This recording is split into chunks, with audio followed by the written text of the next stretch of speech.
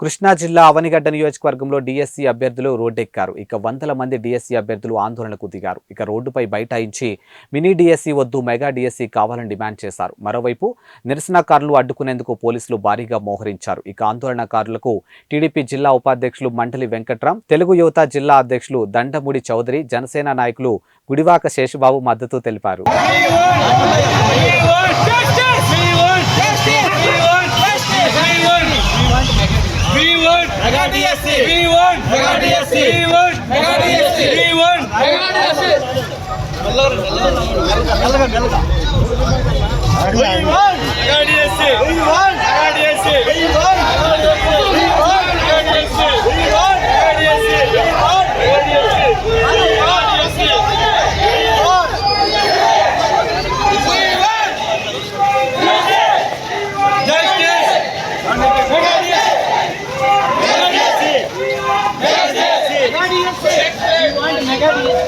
ఎన్నికల ముందు 23,000 పోస్టులతో అధికారంలోకి రాగానే డిఎస్సి అనౌన్స్ చేస్తానని చెప్పి ఆ రోజు జగన్మోహన్ రెడ్డి గారు మాటలు చెప్పి ఓటేయించుకొని అధికారంలోకి వచ్చాక ఇంతటి వరకు ఈ 4.5 సంవత్సరాల్లో అసలు డిఎస్సి వేయకుండా ఈరోజు ఎన్నికలు ఇంకో 2 నెలల్లో ఉందనగా ఈరోజు ఒక మెగా డిఎస్సి వేస్తానని ముందు మాటలు చెప్పి చివరికి ఈ రోజున 6,100తో ఒక దగా డిఎస్సిని వేశారు.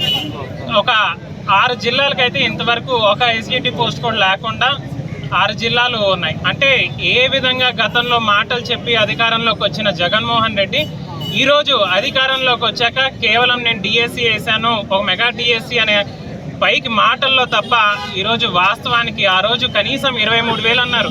ఈరోజు కేంద్ర ప్రభుత్వం 50,000 పోస్టులు ఖాళీగా ఉన్నాయి అంటుంది.